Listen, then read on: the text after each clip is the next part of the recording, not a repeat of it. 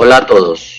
En complemento a lo revisado con relación a la guerra en Colombia, y profundizando un poco en cuál fue la estrategia del Estado colombiano para enfrentar em, las amenazas que presentaron desde la década de los 60 el surgimiento de las organizaciones subversivas y de la implementación de la guerra revolucionaria en el país.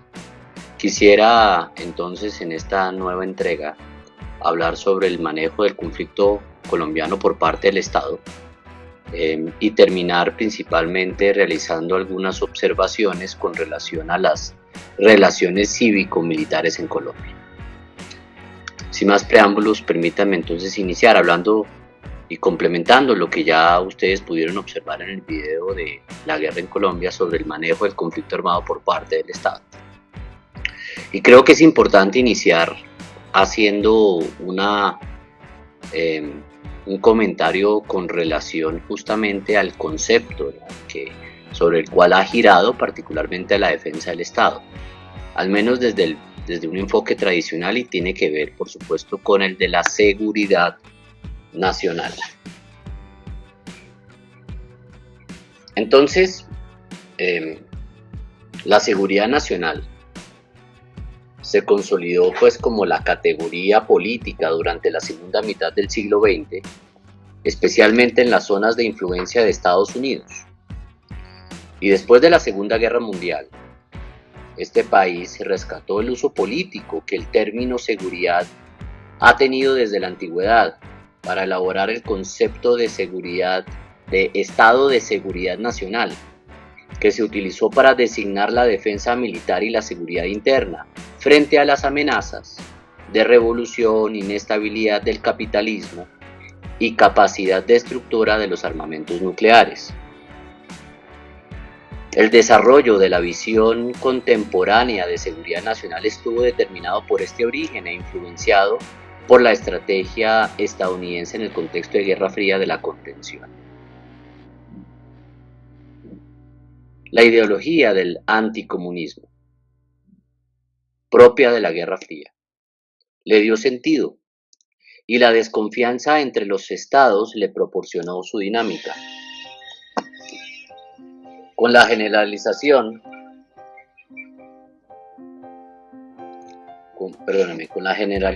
del uso de esta categoría política, el plano militar se convirtió en la base de las relaciones internacionales.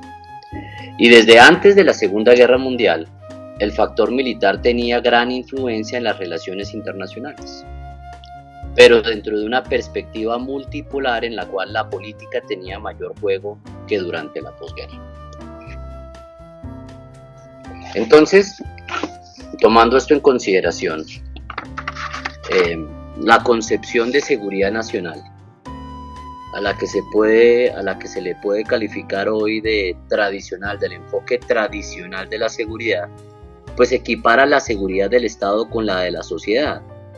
Y su objetivo, pues por supuesto, es identificar, ¿no?, las posibles amenazas al Estado provenientes del exterior mediante hipótesis de guerra. Es decir, se ubican los potenciales enemigos externos y se les anticipa un trato militar.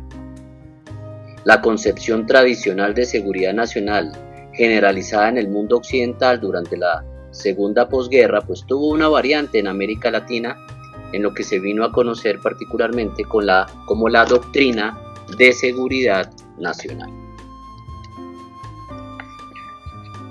Terminada la guerra de Corea, ¿no?, y derrotado el ejército colonial francés en Indochina en 1954, se presentó una gran oportunidad para el desarme por medio de las conversaciones de distensión de la Guerra Fría que se prolongarían hasta 1960. Sin embargo, al inicio de la siguiente década y durante el gobierno del presidente Kennedy, se revivió con fuerza el Estado de Seguridad Nacional. La manifestación principal de esta resurrección fue la política hacia Indochina. Estados Unidos, ¿no?, ejerció control sobre Vietnam del Sur y buscó la conquista de la parte norte. Al mismo tiempo, el triunfo de la Revolución cubana en América Latina justificó la abortada invasión a Cuba, planeada por el gobierno de Kennedy en 1961. Y el episodio de los misiles soviéticos en Cuba en 1962 le proporcionó la dinámica final a un proceso mediante el cual la región latinoamericana ingresaba en forma visible, aunque como actor secundario por supuesto, al contexto de la Guerra Fría.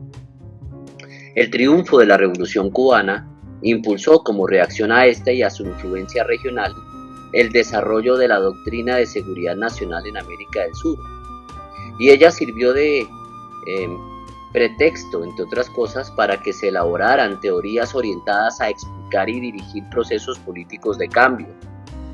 Ejemplo destacado fue la llamada teoría de la dependencia, ¿no?, que fue una mezcla de neomarxismo con teorías de la Comisión Económica para América Latina de las Naciones Unidas, la CEPAL. Y su tesis más conocida plantea que la dependencia externa de la región es un factor negativo que apoya el subdesarrollo. Asimismo, se retomaron las doctrinas marxista, leninista y maoísta para legitimar la efervescencia de la rebeldía. Y a ella se agregaron la propia doctrina revolucionaria cubana, enunciada principalmente por el Che Guevara, ¿no?, y complementada por el francés Régis Debray. Estas formulaciones proporcionaron argumentos para legitimar diversos movimientos armados en varios países de la región, como ya hemos visto.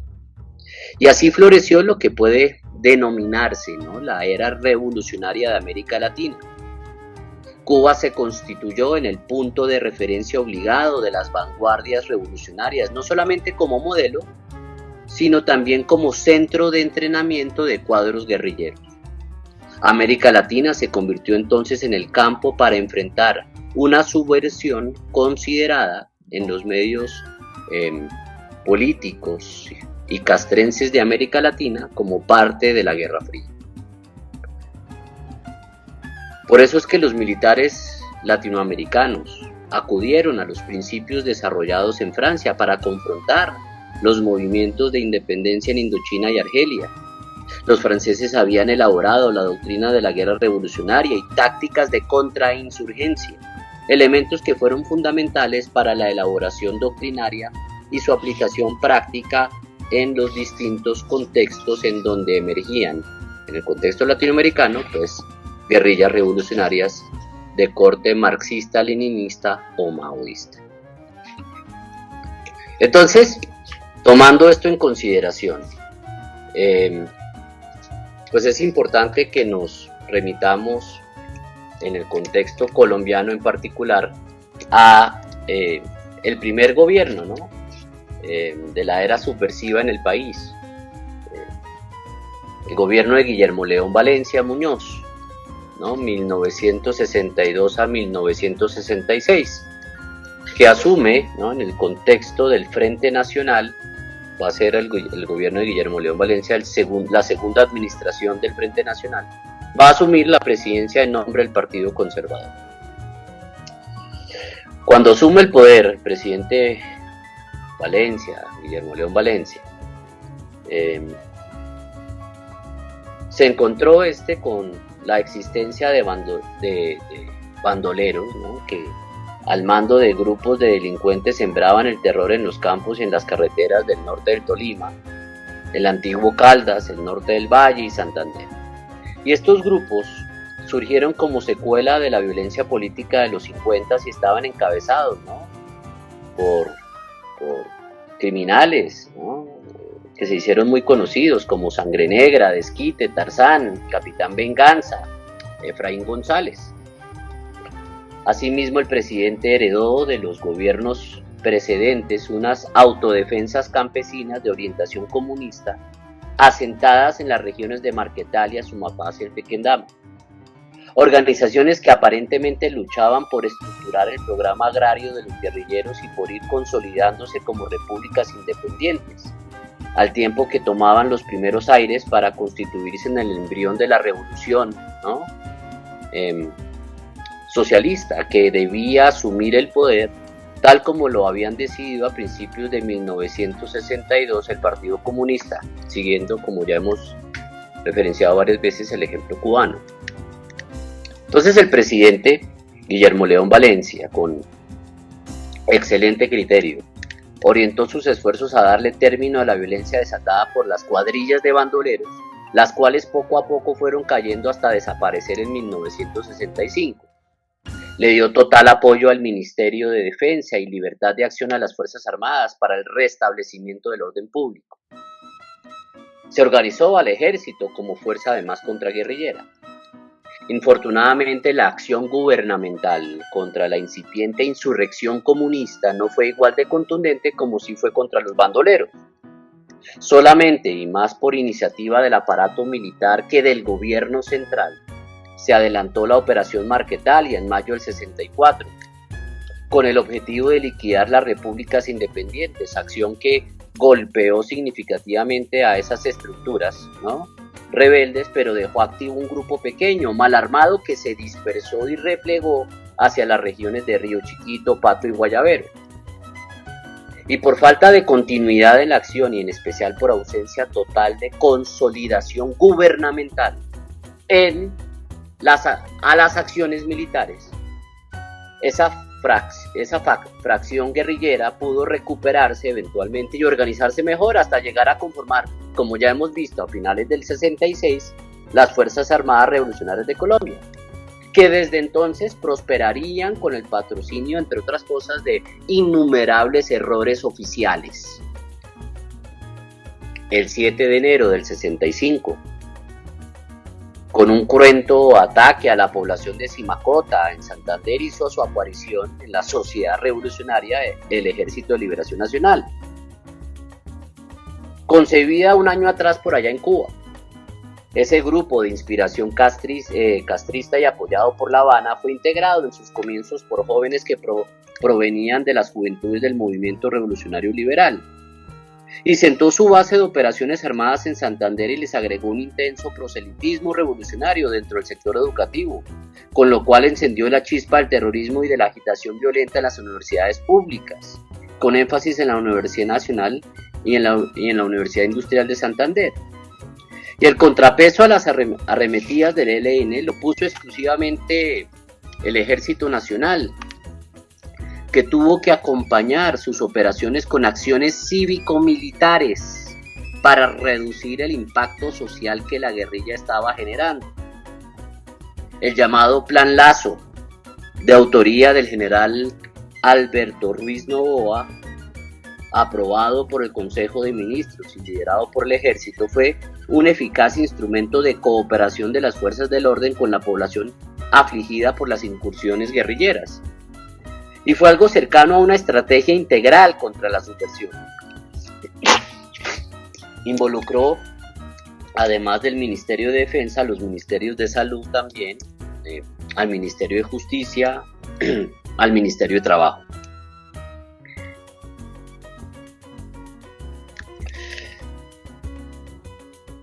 En esto, aparte del Plan Lazo, que fue dirigido y llevado a cabo orientado y liderado particularmente por las Fuerzas Armadas, pues estuvo ausente el resto del Estado. Y por ninguna parte se vio la decisión política, aún en el gobierno de Valencia, ¿no?, de implementar una intervención gubernamental de carácter integral, como lo exigían los propios militares. Entonces, en el plano organizativo, pues es importante señalar que en este periodo de tiempo se introdujeron principios importantes como la necesidad de que los estados mayores, ¿no?, presentaran asesoría a los gobiernos para definir las políticas de seguridad del país. Esta y otras ideas se elevaron a fuerza de ley con la expedición del Decreto Legislativo 3398 de diciembre de 1965, firmado por el nuevo ministro de aquel momento, el general Gabriel Reveis Pizarro. El decreto 3998 organizó la Defensa Nacional, que se definió como la organización y previsión del empleo de todos los habitantes y recursos del país desde tiempos de paz para garantizar la independencia nacional y la estabilidad de las instituciones.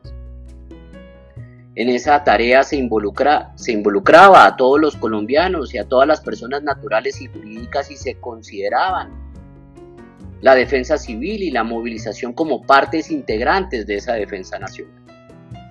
El decreto en mención también sustituyó el tradicional nombre de Ministerio de Guerra por el de Ministerio de Defensa Nacional. Y en las consideraciones justificatorias se señalaba la necesidad de un instrumento reglamentario de la defensa nacional que estructurara los planes de seguridad interior y exterior del Estado. Este estatuto para la defensa nacional consideraba al presidente de la República su responsable, en calidad de suprema autoridad administrativa. Señalaba que para la preparación y ejecución de la defensa nacional el presidente contaría con el ministro de Defensa, el Consejo Superior de la Defensa Nacional y el escalón bélico, es decir, Ejército, Armada, Fuerza Aérea, Policía Nacional y demás organismos que determinase el presidente de la República. Y según el decreto, las funciones del Consejo Superior de la Defensa Nacional eran el de asesoría al gobierno y colaboración en el estudio y preparación de las medidas que requiriese la defensa y la seguridad del Estado colombiano. El decreto 3398 disponía que ese Consejo Superior de la Defensa Nacional estaría integrado por los ministros de Defensa, Gobierno, Relaciones Exteriores, Justicia, Hacienda, Trabajo, Comunicaciones y Obras Públicas. También por el comandante general de las fuerzas militares y el jefe de Estado Mayor Conjunto.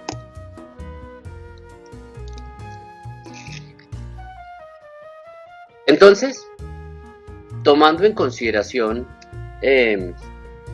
algunos avances que se pudieron haber presentado en este gobierno de Guillermo León Valencia, por la misma época, a comienzos ya del 66, se amplió el cuadro subversivo del país, con el arranque además ahora de otra organización insurgente, ¿no? Además de las ya FARC y el Ejército Popular de Liberación, que tomó el modelo de China con infusión maoísta y se apuntaló como fuerza guerrillera en 1967. Esta agrupación escogió el sur de Córdoba como foco inicial de su engranaje de violencia. Entonces, a pesar de ciertos arreglos, ¿no? Como el decreto 3398 del 65, la elaboración e implementación del Plan Lazo,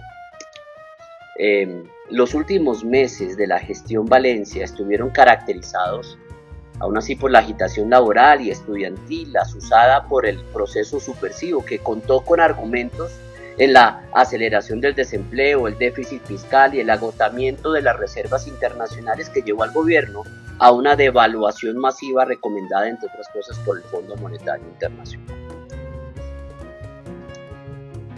Durante el gobierno de Valencia habrían 3 ministros de defensa. Bueno, el primero, todavía cuando no se había cambiado el título de Ministerio de Guerra por Ministerio de Defensa, el primer ministro de Guerra y Marina del 62 al 65 va a ser el general Alberto Ruiz Novoa. Siendo ministro de Guerra, pues puso en ejecución el Plan Lazo, ¿no? Para controlar la seguridad rural y combatir los grupos de bandoleros en áreas del Valle del Cauca, Caldas, Antioquia, Santander, Tolima y otras zonas específicas en las que esos grupos pretendieron imponer estados independientes como Marquetalia, Sumapaz, Río Chiquito y El Pato. Y para lograr ese objetivo contó con la coordinación directa de entidades como el Instituto Nacional de Abastecimientos, la Agencia Internacional de Desarrollo, el Programa de Ayuda Mutua, los ministerios, como ya he señalado, de Gobierno, Educación, Salud, Comunicaciones, Agricultura y Obras Públicas, la Caja Agraria, estudiantes universitarios, entre otros. Además, creó el Comité Nacional de Acción Cívico-Militar por medio del Decreto 381 de 1963 para coordinar el cumplimiento de distintos programas en todo el territorio nacional. Después lo reemplaza el ministro ahora de Defensa del 65 al 66, el general Gabriel Reveis Pizarro. Como ministro lideró la transición del Ministerio de Guerra y Marina al Ministerio de Defensa, debido a las mutaciones de amenazas internas y externas a las que Colombia se enfrentaba, debido al antagonismo de Estados Unidos y la Unión Soviética. El ahora Ministerio de Defensa manifestó que la situación del país exigía acciones cívico-militares que no afectaran la eficiencia de los uniformados. Los cambios e implementación de una estructura legal a la defensa nacional se dieron con el decreto 3398 que les comentaba, del 65, y con ella a la par de cumplir con las misiones constitucionales a lo largo y ancho del país. El general Pizarro, inició la sistematización del sector defensa y se negoció con la firma IBM para contratar los servicios de un computador electrónico 36030 y se inauguró, entre otras cosas, la fábrica de explosivos Antonio Ricaurte, ¿no? Y para el 66, ya hacia el final del mandato del gobierno, el presidente Guillermo León Valencia nombra a Germán Sea Hernández, ministro de Defensa, para que asumiera el cargo durante un mes debido a la muerte del general Gabriel Reveis Pizarro. Y en medio de la transición, Germán Sea Hernández se enfocó en organizar el sector defensa para entregarle el cargo al que seguiría el siguiente ministro de Defensa, el general Gerardo Ayerbe Chauz. Sin embargo, pues como ya supondrán ustedes, habrá entonces un cambio de gobierno, ¿no? Y ese cambio de gobierno se presenta entonces con Carlos Lleras Restrepo.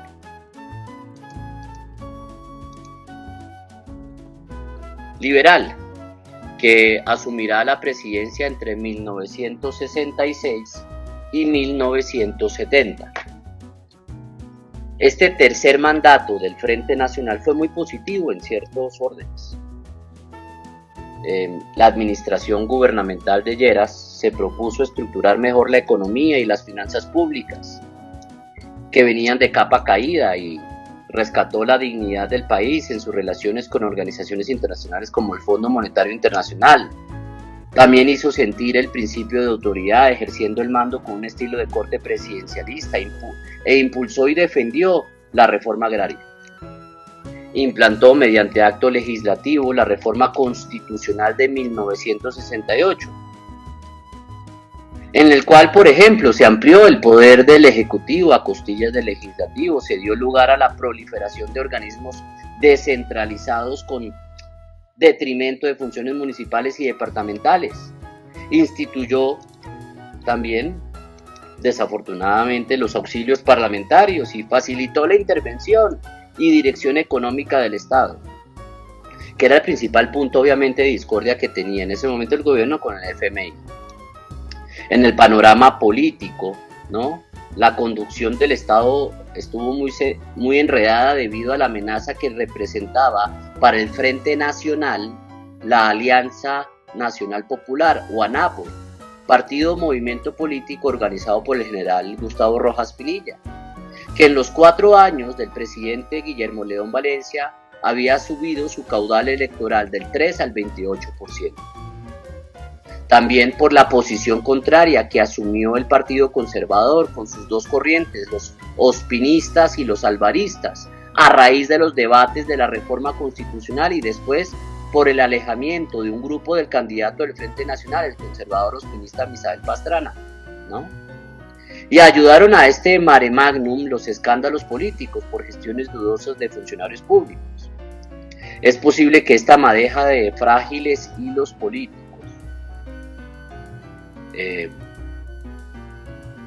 haya sido la responsable de que el gobierno de Lleras Restrepo no hubiera podido tejer un ropón impermeable contra la subversión, fenómeno que pudo así contabilizar otros 4 años de crecimiento y que desplegó manifestaciones y protestas estudiantiles instigadas por el ELN, motines sindicales propiciados por el EPL, ¿no?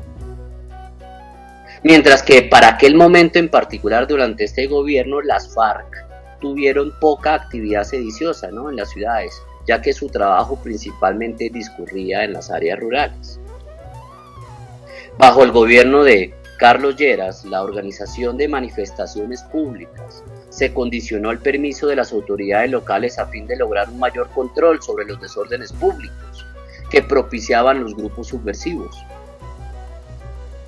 Asimismo, se autorizó que el DAS, el Departamento Administrativo de Seguridad, elaborara listas de personas contra quienes existían graves indicios de estar vinculadas con actividades subversivas, a fin de ejercer obviamente control sobre ellas. Y estas medidas perdieron vigencia cuando por allá en diciembre del 68 se levantó el estado de sitio que la soportaba. El Frente Nacional, del cual el gobierno de Carlos Lleras Restrepo es el tercero, ¿no?, creó la costumbre de que cada presidente nombrara un nuevo ministro de defensa, casi siempre el militar en servicio activo de mayor antigüedad. Sin embargo, Lleras Restrepo rompió con esa costumbre al ratificar, ¿no?,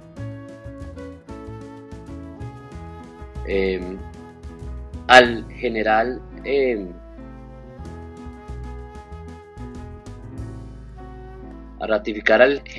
Gerardo Ayerbe Chaux, ¿no?, debido en parte a la necesidad de consolidar la tendencia tecnocrática militar. Luego de su muerte, ocurrió pocos meses después, el del general Reveis, el presidente entonces nombra a este ministro de defensa, el general Ayerbe, ¿no?, que permaneció en el cargo hasta la finalización del gobierno de Lleras Restrepo. Y ambos ministros pues no comulgaban, ¿no?, tanto el anterior como este, no comulgaban con la línea desarrollista del general Ruiz Novoa. Prueba de lo cual es que el retiro de este fue planteado al presidente Valencia por el propio general Reveis.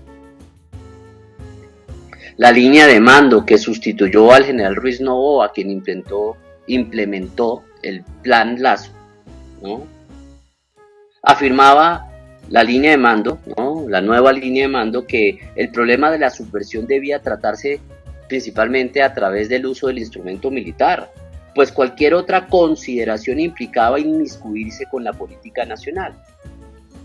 Y durante las administraciones posteriores a la del presidente Guillermo León Valencia, buena parte de la oficialidad que había colaborado en la puesta en marcha o que compartía los principios estratégicos del general Ruiz Novoa, hizo parte de las líneas superiores de mando castrenses, junto con otros oficiales que no comulgaban con tales orientaciones. Por eso, en las normas y acciones referentes a la defensa y seguridad se observaban distintos señalamientos, distintas posturas, distintos enfoques.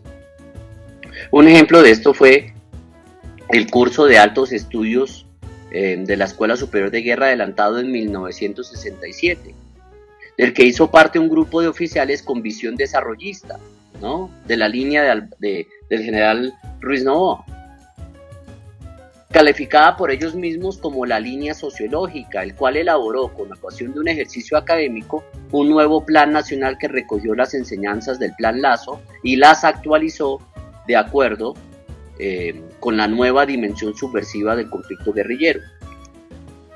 Este ejercicio académico de contrainsurgencia sirvió de semilla para el Plan Andes del Ejército. Con el visto bueno presidencial a partir del segundo semestre de 1968, se inició su aplicación mediante planes sectoriales de las brigadas.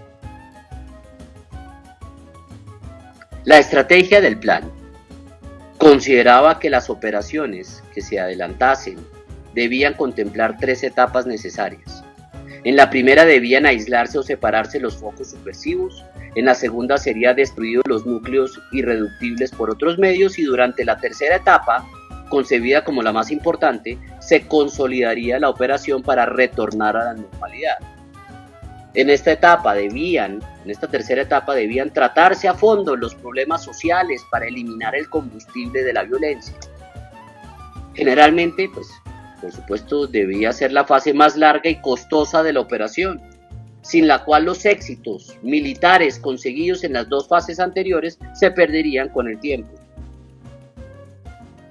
Y según lo testificó el general Álvaro Valencia Tovar, después ya de retirado en una entrevista, él decía, mire, con relación al Plan Andes, el ejemplo de tratamiento adecuado de ese Plan Andes fue por ejemplo, el caso de estudio de Vichada, ¿no? Con el Batallón Colombia y la guerrilla de Tulio Bayer y Rosendo Colmenares y unos 250 hombres muy heterogéneos. Hubo consolidaciones y se acabó toda la guerrilla con pocos muertos. Las operaciones activas duraron 4 meses, comenzaron en octubre del 64, y la consolidación duró 6 meses, lo que demuestra la importancia que se le dio a esa tercera fase. El batallón del ejército salió en agosto del año 65 con el apoyo de toda la población, y 20 años de paz demuestran la validez de esa estrategia.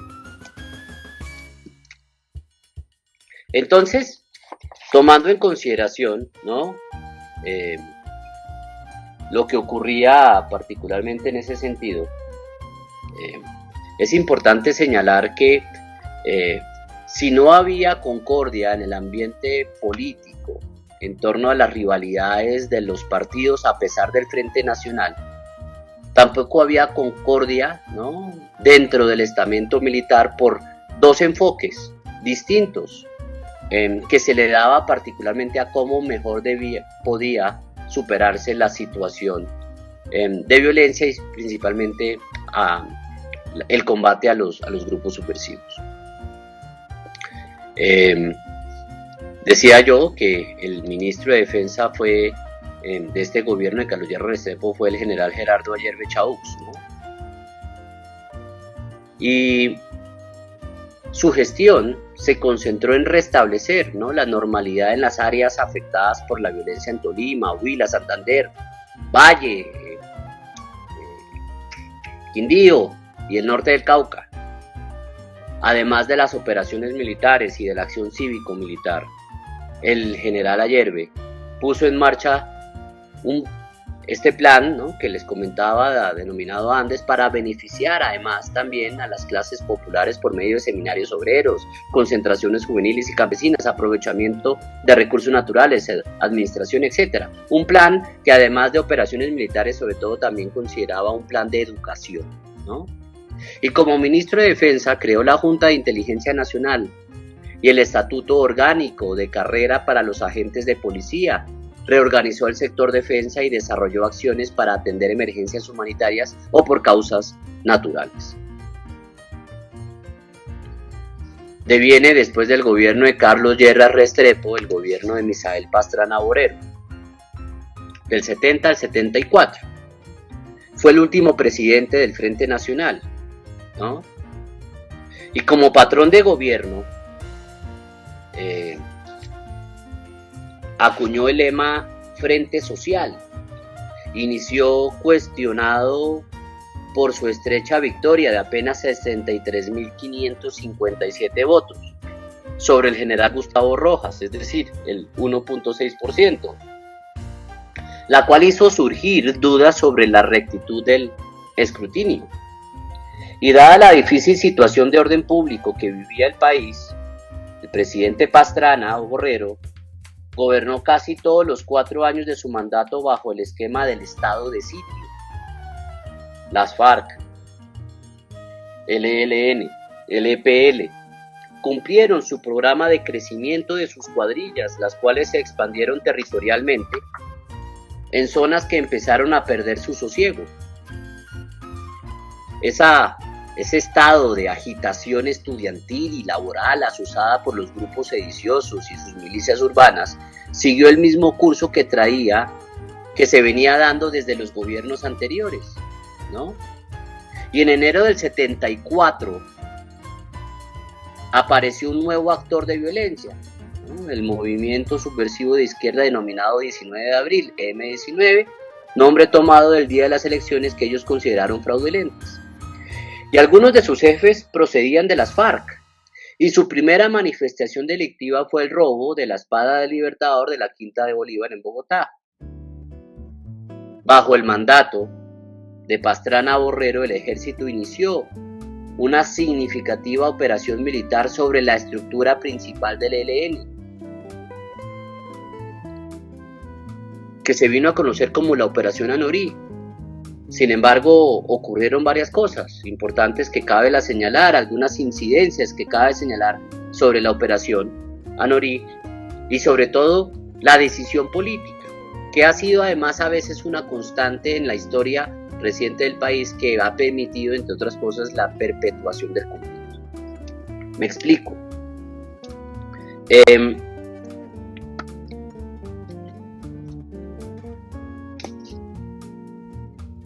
Como ya hemos señalado, el ELN inició su actividad subversiva en Santander, pero a partir del 69 se trasladó a Antioquia debido a las presiones que la Quinta Brigada ejerció en su contra. Hacia 1973 se ubicó en Anorí y allí fue contundentemente golpeado por el Comando Operativo número 10, que estaba a órdenes de la Cuarta Brigada. El reducto que quedó se trasladó a la serranía de San Lucas, cercana a los límites entre Antioquia y Bolívar, y allí fue sitiada por las tropas mediante un bloqueo que hizo desertar a muchos guerrilleros. Al final quedaron 87 de los 300 hombres que habían salido de Santander, entre ellos el cura español Manuel Pérez Martínez, alias Poliarco, ¿no? El cura Pérez, ¿no? Y otros importantes cuadros de esa guerrilla. La verdad es que en aquel momento, debido al bloqueo, ¿no?, a la deserción de los hombres, de los cuales, repito, solo quedaban 87, el ELN se hallaba casi que al borde de su total aniquilamiento. Pero después vino lo desconcertante. Esto ocurre ahora, si bien la operación Anorí comienza en el gobierno de Pastrana, se extiende a la administración del siguiente presidente, que va a ser el presidente Alfonso López Miquelsen. Y aquí se produce lo desconcertante, me explico. El presidente López, recién posesionado, ordenó suspender operaciones militares y facilitar una posible entrega del ELN. La orden incluía el suministro de atención médica, medicina, ropas y comidas a ese grupo. La decisión presidencial partió de una información del gobernador de Bolívar de que el grupo quería rendirse. Información que había recibido el gobernador, ¿no?, de un estudiante de la Universidad del Bolívar, quien manifestó que para concretar la entrega del ELN exigía el retiro de las tropas, el envío de comisiones médicas y la presencia de funcionarios civiles. El comandante del ejército, el general Álvaro Valencia, expuso al gobierno los peligros de una entrega en las condiciones que proponían. Afirmó que el grupo estaba en una situación tan precaria que en 2 o 3 semanas ya estaría disuelto completamente, aniquilado. Planteó unas condiciones que aseguraban que el ELN no podía hacer uso de un ardid o de un recurso dilatorio. Sin embargo, las observaciones del general Valencia no fueron atendidas por el sector, por el estamento civil y político, por el recién posesionado presidente Alfonso López Miquelsen. ¿Y qué pasó? Que entonces la decisión política fue el retiro de las tropas, ¿no?, para una supuesta entrega voluntaria por parte de los sobrevivientes de dicha organización, y lo que pasó fue que el ELN se desapareció después de atacar una patrulla militar que tenía la orden de no abrir fuego y de no responder al ataque de la guerrilla. Y el resto de la historia ya lo conocen ustedes. Se le dio el papayazo al ELN, el ELN se escapa, ¿no?, es reivindicado a órdenes del cura Pérez, del infame cura Pérez, y eventualmente el ELN terminaría en los años siguientes haciéndose fuerte en Arauca y norte de Santander, y luego extendiéndose pues al resto de las regiones del país. Aprovechó después la construcción del oleoducto Caño Limón Coveñas para extorsionar a las compañías colombianas y extranjeras que lo construían, a la compañía alemana Mannesmann, ¿no? Y que se dieron a las presiones del ELN y le entregaron a esa organización varios millones de dólares y varias remesas de millones de pesos, con los cuales el grupo se terminaría fortaleciendo. Simplemente aquí para hablar acerca de las decisiones políticas en las suspensiones de las operaciones militares, que a veces nunca fueron tomadas con base en la experticia militar, ¿no? Sino de la ignorancia particularmente que en estos temas a veces tienen los decisores políticos. Permítame hablar de otra suspensión inconsecuente de operaciones que, entre otras cosas, fue llevada a cabo durante la administración de Andrés Pastrana, ¿no? Muchos años después, en los Farallones, allá en el Valle. ¿Se acuerdan ustedes que después del secuestro de varias personas en el kilómetro 18 de la carretera Cali-Buenaventura, las tropas del ejército iniciaron la persecución con resultados positivos? A los 42 días del secuestro, unidades de la Tercera Brigada y las fuerzas especiales que llegaron a reforzar la operación le habían causado al ELN 117 bajas y 26 capturas. Los detenidos hablaban inclusive de 20 deserciones por la presión militar. La operación se había hecho con cautela y con la aprobación de los capturados inclusive. Y vino la presión del presidente para parar las operaciones, lo cual obviamente se hizo. Y como consecuencia, el comandante de la Tercera Brigada, que no estuvo de acuerdo con dejar escapar a los secuestradores, pues solicitó el retiro del servicio activo. Los secuestrados no corrieron ningún riesgo con las acciones militares, a pesar de que los guerrilleros les habían puesto uniformes camuflados para ponerlos en la mira del fuego militar. Días atrás el ELN había secuestrado a más de 100 personas en la iglesia de la María de Cali. En esa ocasión, debido también a la intervención de diplomáticos y políticos, se ordenó parar las operaciones de persecución a los plagiarios. Y con estas condescendencias gubernamentales nuevamente se le perdonó el castigo al ELN, ¿no? Que continúa delinquiendo en el Valle. Entonces, es importante recordar que a veces las decisiones políticas por parte de los gobiernos, si bien tienen por supuesto toda la autoridad de hacerlas, no estuvieron afincadas principalmente en un conocimiento profundo de la situación operacional que se vivía en la zona, y nunca atendieron también las sugerencias de los militares. A veces la ignorancia lideró la toma de esas decisiones, con las afectaciones que eso tiene y la perpetuación del conflicto. En este gobierno de Pastrana, aparte de lo que he comentado, pues en materia de fortalecimiento militar es importante señalar que el gobierno, que durante la administración Pastrana se compraron los aviones Mirage, ¿no? Los submarinos de la Armada y los submarinos de la Armada Nacional.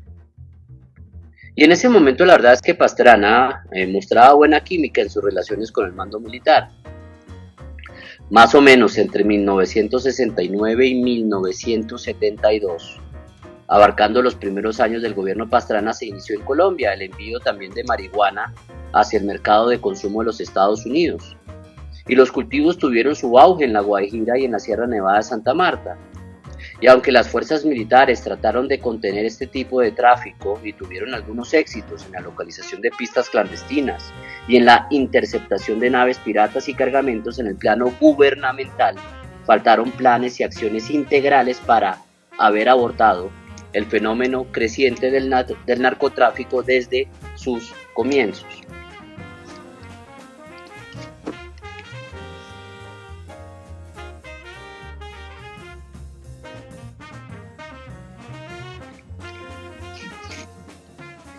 Y durante este periodo, el de Pastrana, es importante señalar que fueron expedidas dos normas de especial importancia. Una, el decreto 2046 de 1972, reglamentario del Consejo Nacional de Seguridad, y la otra norma importante, el decreto 1573 de 1974, que estableció y clasificó la documentación inherente a la planeación de la seguridad nacional. El decreto clasificó los documentos de planeación de seguridad en primarios, secundarios y de conciliación. Los documentos primarios son los que se refieren a, primero, los fines del Estado y los objetivos nacionales, obtenidos de la Constitución y del programa de gobierno. 2, la apreciación político-estratégica nacional, que es el estudio comparativo evaluativo del potencial nacional en relación con los potenciales de otros estados. 3, el concepto de estrategia nacional, formulación de la política de seguridad nacional. Y 4, las directrices gubernamentales, ¿no? Desarrollo de la política de seguridad nacional. Los documentos secundarios, por su parte, son los que se refieren a, primero, la apreciación estratégica de cada frente, es decir, el externo, el interno, el económico, el militar, el técnico, científico, misiones de cada frente y forma de cumplimiento, y 2, al plan de acción, ¿no? Que es la coordinación de la forma de cumplimiento de las misiones de cada frente. Y finalmente, según el decreto, pues están los documentos de conciliación, que eran los que tratan de la defensa nacional, de los planes de acción de cada frente del poder, y el plan de acción nacional, que es la conciliación efectuada por el Consejo Superior de la Defensa Nacional y el Consejo de Política Económica y Social para armonizar el desarrollo y la seguridad. El decreto 1573 de 1974 fue la primera norma, además, en mencionar de manera específica el concepto de seguridad nacional, pues hasta ese entonces solo se había enunciado en los escritos militares de orden teórico. Quizás el efecto más importante de este decreto en mención sobre la organización de la documentación necesaria para la seguridad nacional fue la elaboración del Manual Provisional para el Planeamiento de la Seguridad Nacional, publicada en 1975 durante la siguiente administración, y que pretendió desarrollar ese decreto. Pese a su carácter provisional y la falta de desarrollo, fue el único manual que hubo en el país hasta 1991 para orientar el desarrollo de la política militar sobre la seguridad nacional. El siguiente gobierno que continúa es el gobierno de Alfonso López Miquelsen, del 74 al 78, ¿no? Bueno, se me olvidaba decirles acerca del gobierno anterior, el de Misael Pastrana. ¿Quién fue el ministro de Defensa? El general Hernando Currea Cubides, ¿no?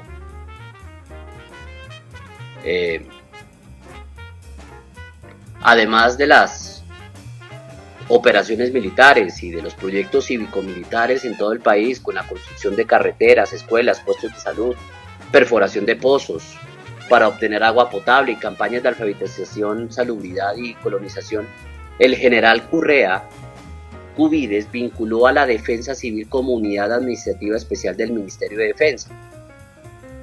Repito, fue durante su, digámoslo así, administración del ministerio que se compraron los aviones Mirage, se reorganizó y mejoró los sistemas de control y gestión del presupuesto del ministerio, se elaboró los estatutos para las entidades descentralizadas adscritas o vinculadas al sector defensa, y se revisó con pleno detalle la Ley de Defensa Nacional, entre otras. Se expidieron decretos como los que ya señalé para reorganizar la policía, la caja de retiro de las fuerzas militares, la policía y de la Policía Nacional. Se ajustaron los parámetros para la carrera de oficiales, suboficiales y agentes de la fuerza pública. Y se creó algo además importante, la Dirección Marítima y Portuaria, que reemplazó a la antigua Marina Mercante. El siguiente gobierno es el de Alfonso López Miquelsen, del 74 al 78. ¿Qué pasa durante la administración de Alfonso López Miquelsen? Pues bien, la agitación laboral fue constante durante el periodo de López, ¿no? El 17 de septiembre de 1976, las centrales obreras realizaron un paro con un trágico saldo que obligó al toque de queda y la imposición del estado de sitio en Bogotá, cuando ya estaba decretado en Antioquia, Atlántico y Valle del Cauca. Debido a las perturbaciones del orden público, paros estudiantiles impulsados por la subversión y huelgas de los trabajadores del cemento. Fue preocupante también una huelga de médicos del Seguro Social que duró 50 días. En asuntos relacionados con el proceso subversivo y con el desarrollo del narcotráfico, que ya había comenzado a tomar vuelo en la administración anterior, la administración de López Miquelsen no tuvo una acción directa diferente a las operaciones y actividades que para controlar estos flagelos adelantaba por su cuenta la fuerza pública. Cuando López asumió la presidencia, la operación Anorí estaba en desarrollo y muy próxima a un desenlace favorable, dada la presión de las tropas del ejército sobre el reducto maltrecho del ELN, que estaba ahí en la serranía de San Lucas.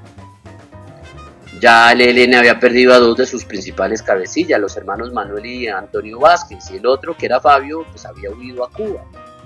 Y como comenté ahorita hace algunos minutos, pues por disposición presidencial, cuando ya estaba casi que clara la aniquilación de ese grupo, el presidente suspendió la operación militar y el ELN logró escaparse.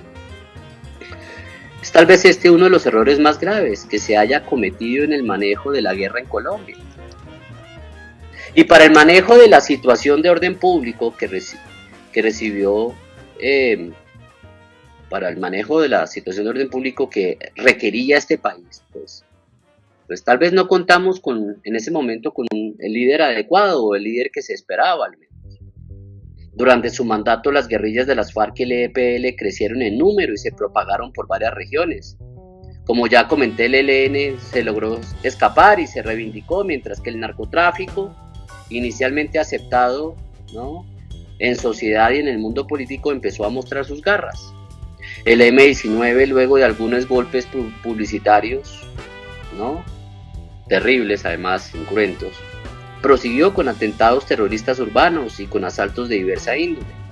Entre otros, el M-19 asesinó a José Raquel Mercado, líder sindical, después de mantenerlo secuestrado por un tiempo. Y en esta época se presentó la escalada de asaltos bancarios más grande que pudo haber sufrido tal vez el país en toda su historia, con asesinatos de policías y vigilantes, acción que tuvo el propósito, obviamente, el de financiar algunos grupos subversivos, ¿no?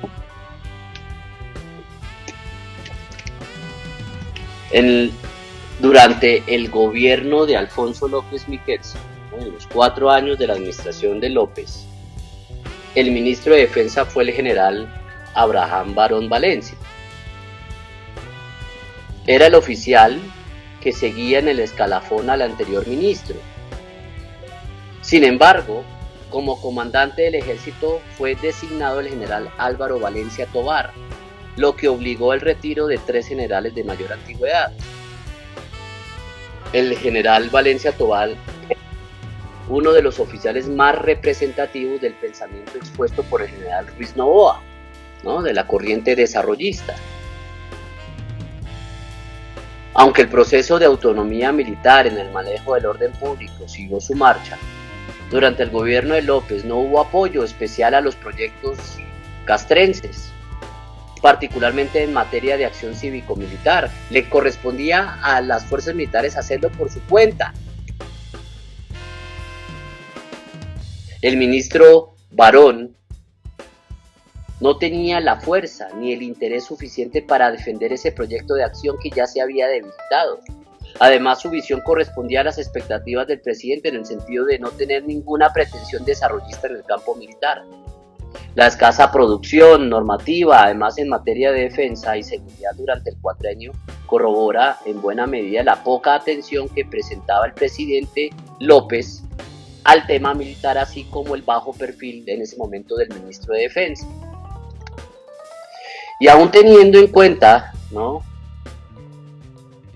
bueno, es importante señalar que uno de los decretos, ¿no?, emitidos durante este gobierno fue el decreto 2064 de 1974, que creó el Comité Nacional de Movilización del Transporte como organismo asesor del Consejo Superior de la Defensa Nacional, de los diferentes frentes de poder y del gobierno.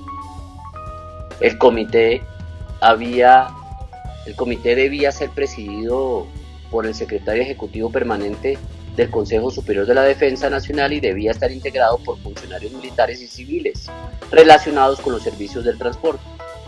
El decreto se enmarca dentro del espíritu de la seguridad nacional y pretendía un plan estratégico global que permitiera movilizar y disponer emergencias que amenazaran la supervivencia del Estado. Pero es importante señalar que, aún teniendo en cuenta las normas y prácticas desarrolladas durante el gobierno de López Miquelsen y el anterior, el gobierno de Pastrana Borrero, aquí podemos ver algo muy importante. Aquí podemos ir identificando un patrón, ¿no? Y es la ausencia de una política articulada sobre la cuestión militar. Esa ausencia de una política articulada sobre la cuestión militar continuó siendo la constante. Por circunstancias de rotación burocrática, en 1976 llegaron a la Escuela Superior de Guerra oficiales con una visión reformista que veían la necesidad de actualizar la institución. Hasta esa época predominaba el estudio de estrategias calcadas de los manuales militares norteamericanos de la Segunda Guerra Mundial y algo de la Guerra Civil Española y de las enseñanzas de quienes habían estudiado en Estados Unidos y Panamá.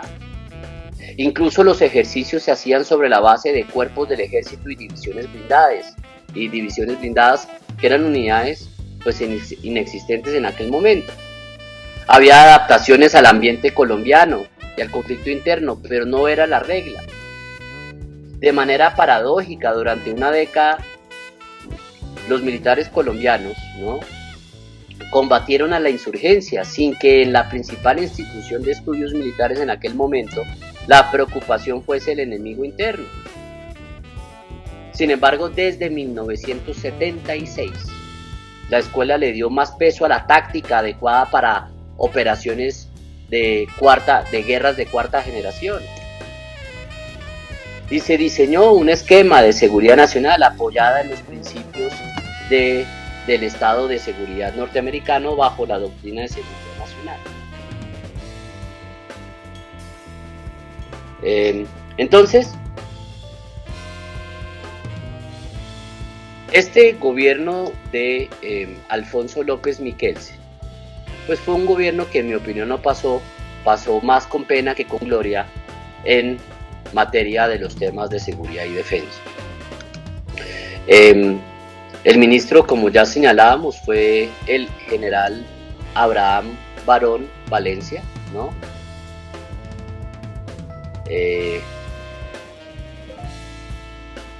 Que tolimense, ¿no? Nació en Honda. Y el general Abraham Barón, pues va a liderar, ¿no?, un periodo bastante complejo de la situación de orden público del país,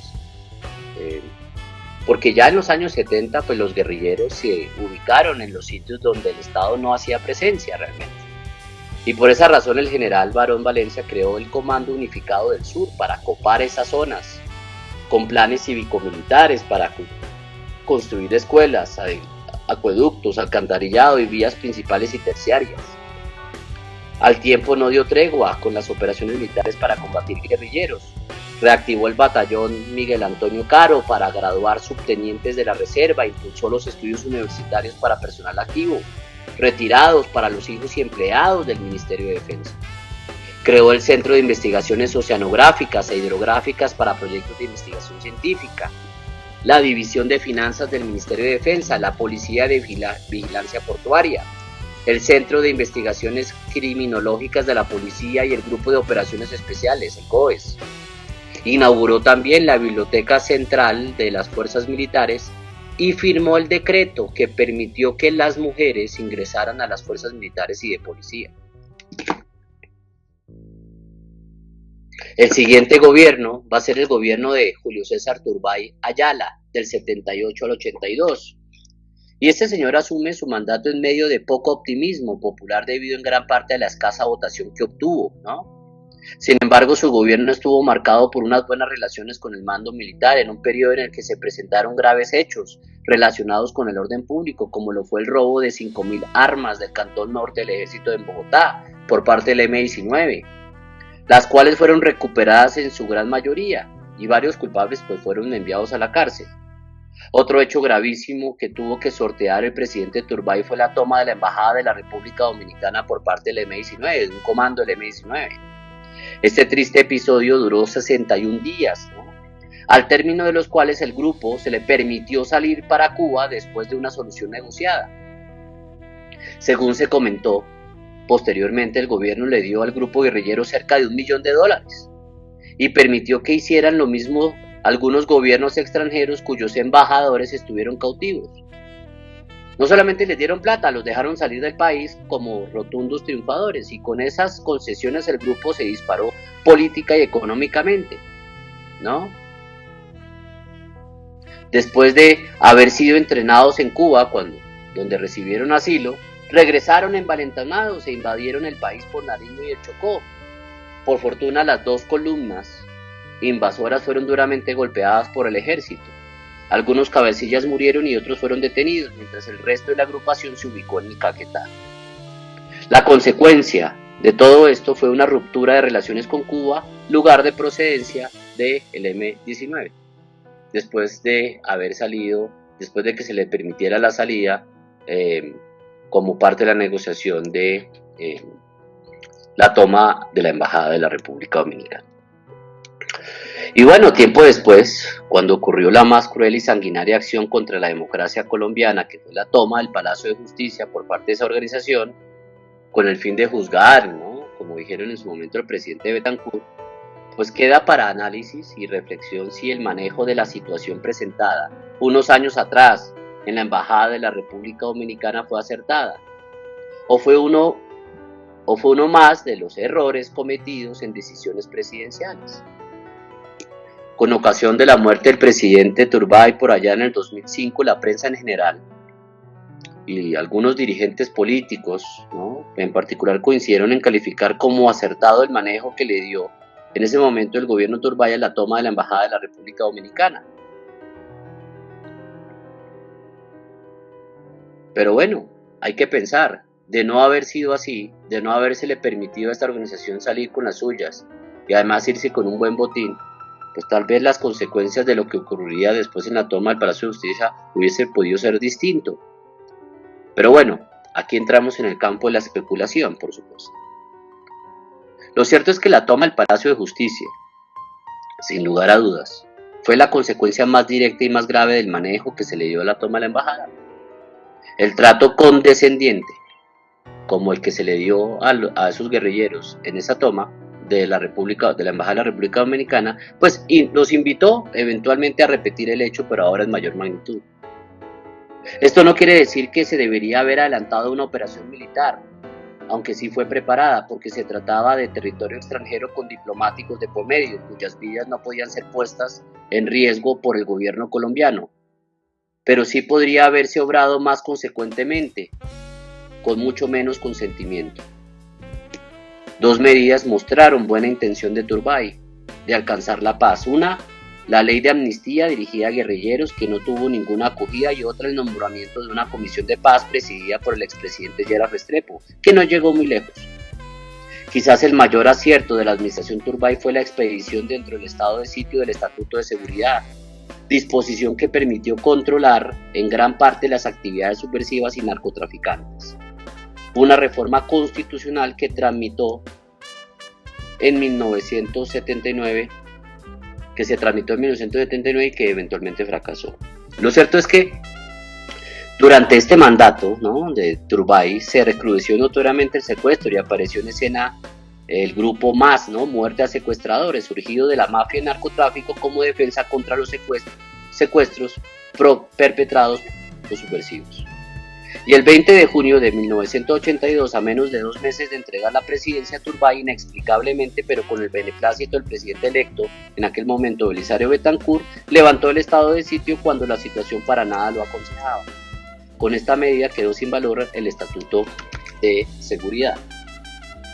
Entonces, entre abril y junio del 82, además es importante señalar que al finalizar el gobierno de Turbay ocurrió el episodio de la Guerra de las Malvinas, ¿no? Este acontecimiento fue importante para el desenvolvimiento posterior de las instituciones militares del continente, pues puso de presente problemas que habían sido abandonados por causa de la obsesión anticomunista, como consecuencia del apoyo de Estados Unidos a Gran Bretaña en contra de Argentina, que reveló la fragilidad del TIAR, del Tratado Interamericano de Ayuda Recíproca, el cual hacía énfasis en las necesidades de defensa interna. Y por eso renació entre los militares la preocupación de mantener la tradición de los ejércitos regulares, después de defender con ahínco la necesidad de concentrarse en el enfrentamiento con la subversión. El estamento militar colombiano estaba en una situación ambivalente, es decir, cómo hacer, ¿no?, compatible la organización tradicional para la guerra externa y la necesidad de enfrentar una organización heterodoxa de guerrillas al interior de nuestra propia geografía. El ministro de Defensa durante el gobierno de Turbay fue el general Luis Carlos Camacho Leiva. En esa época, como ya señalaba yo, la situación de orden público impidió a jueces y magistrados ejercer sus funciones con normalidad, situación que obligó al general Camacho a expedir el Estatuto de Seguridad para proteger la vida, honra y bienes de las personas. Todo esto con vigilancia de la Corte Suprema de Justicia. Y entre estas medidas especiales se permitió que la justicia penal militar asumiera procesos por delitos y contravenciones por situaciones de orden público. Por otra parte, apoyó el general Camacho el programa de colonización militar, estructuró la Escuela Militar de Medicina y Ciencias de la Salud, permitió la navegación hacia la Amazonía, lideró el plan de reestructuración territorial para facilitar la planeación y ejecución de las operaciones militares y creó el escalafón complementario en las Fuerzas Armadas. Dirigió, ¿no?, la operación militar en la que se neutralizó y se entregaron armas integrantes del grupo guerrillero M-19, luego del hundimiento de la embarcación Carina, en la que se transportaba importantes pertenencias de este orden. En una segunda entrega seguiremos hablando, en este caso, del gobierno de Belisario Betancur Cuartas, 1982 a 1982. 1982 a 1986. Esperen por favor entonces esta segunda entrega. Gracias.